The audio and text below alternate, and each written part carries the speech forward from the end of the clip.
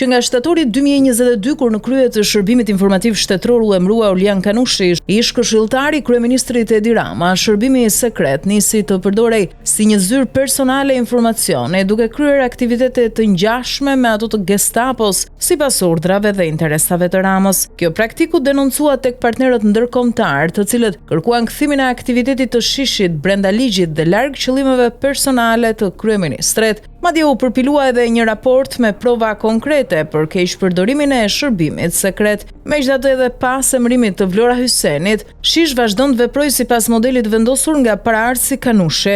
Hyseni, gjithashtu ish këshilltare e Ramës, ka mbajtur aktiv një grup special agjentësh që gjurmojnë persona dhe subjektet veçanta të përcaktuara nga vetë Rama.